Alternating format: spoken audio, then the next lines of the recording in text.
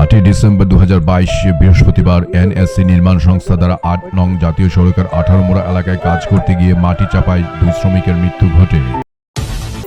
This is AGTLIVE 24/7. You are watching AGTLIVE 24/7. এই দুর্ঘটনাটি আঠারোমোড়ার শিববাড়ি এলাকায় ঘটে।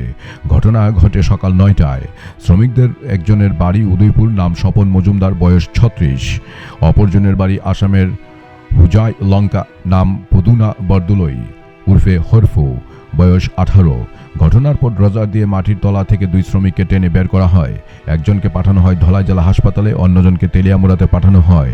2 শ্রমিকের মৃত্যুতে অন্য শ্রমিকদের মধ্যেও শোকের ছায়া বিরাজ করছে।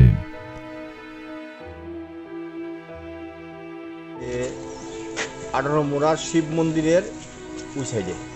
তো এটা আমাদের আমবাসা ডিরেকশন না, আমি ডিএফও পারমিশন নিয়ে গেছি। এখানে তেলিয়ামুড়া মুভমেন্ট করছে, আমরা আমবাসা মুভমেন্ট। কয়জন ছিল এখানে? 2 জন লেবার।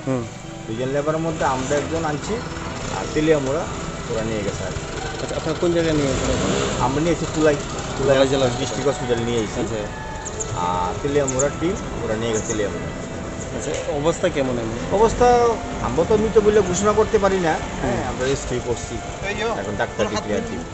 এটা কি ওই জাতীয় সড়ক যে হচ্ছে শ্যামাগড় রোডে শিব মন্দিরটার ওই পাশে ওই কাজে লিপ্ত ছিল? ওই কাজে সেন্টারিংলি একদম 10টা পড়ছে আর কি। আচ্ছা আচ্ছা, ঠিক আছে, ধন্যবাদ। Bureau report, AGTLIVE 24/7।